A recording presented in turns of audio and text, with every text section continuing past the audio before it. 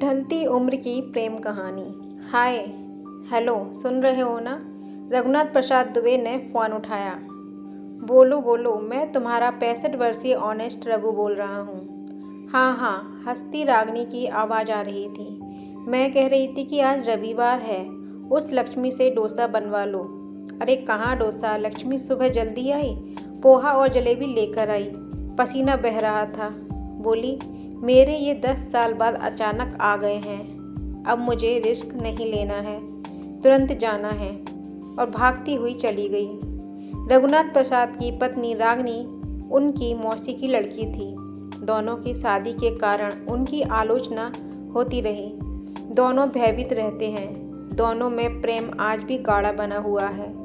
पुत्री सुमित्रा और पुत्र अनुज दोनों की शादी हो गई थी। दोनों विदेश में रह रहे थे। अनुज लंदन में भारतीय दूतावास में कार्यरत था। वहाँ उसकी शादी होने के 5 साल बाद लड़का हुआ। यहाँ रघुनाथ प्रसाद और रागनी चिंता में रहे। वहीं पुत्री अमेरिका में रह रही सुमित्रा इंजीनियर राजीव त्रिपाठी की पत्नी ने शादी के बाद समय पर खुशखबरी दे दी।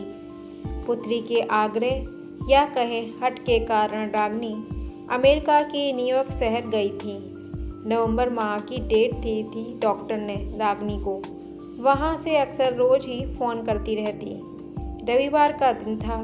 रघुनाथ प्रसाद अपने मित्र लक्ष्मण प्रसाद की सलाह पर काली मिट्टी से दांत साफ कर रहे थे। मुंह धोने में काफ़ी देर लगी। नल बंद किया तो फ़ोन की घंटी की आवाज़ सुनाई दी। फ़ोन उठाया तो डांट पड़ी। कहाँ थे? कब से मोबाइल बजा रही हूँ। अरे काली मिट्टी से दांत साफ कर रहा था। ठीक है, लक्ष्मी आई कि नहीं? कहाँ आई?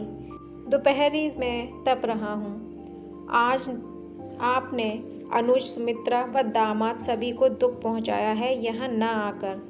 ठीक है, फिलहाल लक्ष्मी अपने पति के साथ गायब है। देखा ना प्यार, यह कहलाता है प्यार। यानी मुझे बार बार पिन कर रही हो। साथ में नहीं गया इसलिए ना। रघुनाथ प्रसाद के दिमाग की नस चढ़ी और फ़ोन रख दिया। शाम को बाग में बैठे रघुनाथ प्रसाद सोच रहे थे कि अमेरिका जाना था, पर क्यों नहीं गया। नवंबर का दूसरा सप्ताह था। सुबह की सैर कर रघुनाथ प्रसाद लौटे। फ़ोन की घंटी बजी। फ़ोन उठाया तो बधाई हो बधाई, सुमित्रा के लड़का हुआ है। लंदन खबर पहुंचा दी है। शायद अनुज यहाँ आएगा। मैं सोच रही थी उसके साथ मैं घर आऊँ, पर अभी सुमित्रा के सास ससुर 2 माह बाद आएंगे। सो 2 माह और, यानी कहूँ तो 1 वर्ष बाद, यानी 9 वर्ष पर। ठीक है, फ़ोन रखता हूँ। लक्ष्मण प्रसाद आ रहा है। आओ लक्ष्मण प्रसाद, यह लो 200 रुपये। इन पैसों से पेड़े लाओ। खबर बाद में बताऊंगा। क्यों रे रघु, मैं तुझसे बड़ा हूँ। जान गया हूँ कि अमेरिका से खबर आई है। ठहर, ये रुपए रख। मैं आया आधे घंटे में। लक्ष्मण प्रसाद लौटा तो मिठाई का डिब्बा और लाउड स्पीकर वाले को ले आया। रघुनाथ प्रसाद कुछ बोलते कि लक्ष्मण प्रसाद ने लाउड स्पीकर लगवा दिया। गाने बजने शुरू हो गए। 2 घंटे तक गाने बजते रहे। बंद हुए तो पड़ोसियों ने राहत की सांस ली। पर जब रघुनाथ प्रसाद पड़ोसियों को मिठाई बांटने पहुँचे तो हरेक ने गाने बजवाने पर प्रश्न पूछे। नाती हुआ है ना इसी खुशी में? वे जब रामेश्वर प्रसाद के घर गए तो उसने भी पूछा। वो सुनकर बोले, रघुनाथ प्रसाद, नाती अमेरिका में पैदा हुआ है। मिठाई ठीक, पर यहाँ इंडिया में लाउड स्पीकर पर गाने बजवा कर अच्छा नहीं किया। इतने में रामेश्वर प्रसाद की पत्नी आई और बोली, आपने गाने नहीं बजवाने थे? आपको मालूम नहीं है आपके मित्र लक्ष्मण प्रसाद की पत्नी की मृत्यु हो गई थी सुबह? क्या? लक्ष्मण प्रसाद स्वयं मेरे घर आया था। उसने क्यों नहीं बताया? लाउड स्पीकर वाले को वही लाया, और ये मिठाई भी। हाँ, मेरे बार बार कहने पर उसने मिठाई नहीं खाई, उदास ही लौट गया था। आपकी खुशी पर पानी नहीं डालना चाहता था वह। अपना दुख लिया, मित्र है, सच्चा है ना। रघुनाथ प्रसाद को काटो तो खून नहीं। 2 दिन बाद रागिनी का फ़ोन आया तो रघुनाथ प्रसाद ने अपना दुख उड़ेल दिया था। रागिनी ने आखिर में कहा, सुनो, लक्ष्मण प्रसाद ने जो रुपए लिए थे वे वापस मत लेना। दिनों के बाद रघुनाथ प्रसाद ने फ़ोन किया रागिनी को कि कविता की कुछ लाइनें बोले। वो था, तब तक तो मन लगा रहता था, दर्द थमा रहा, अब दर्द फैलता जा रहा है काजल जैसा। हे प्रकृति, क्यों मुंह मोड़ लिया उसने। अरे बाप रे, यानी अरे वो लक्ष्मण प्रसाद पत्नी की मृत्यु के 2 दिनों बाद उससे मिलने पहुंच गया। उनका कोई लड़का नहीं था, लड़की ने ही अग्नि दी होगी। हाँ रागिनी, अब तुम आओ जल्दी। मैंने तो टेंशन की स्थिति में अनिरुद्ध से फ़ोन पर बात की कि तुम भारत आ जाओ।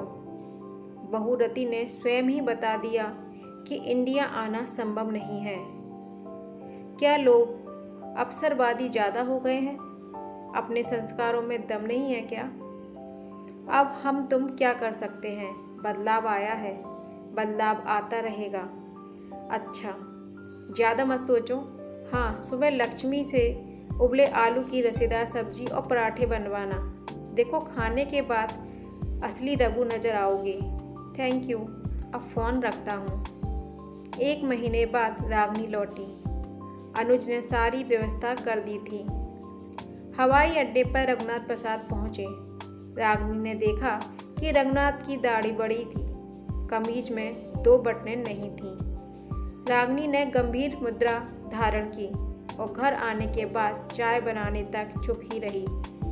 चाय खत्म हो गई तो रागिनी एकदम फूट पड़ी।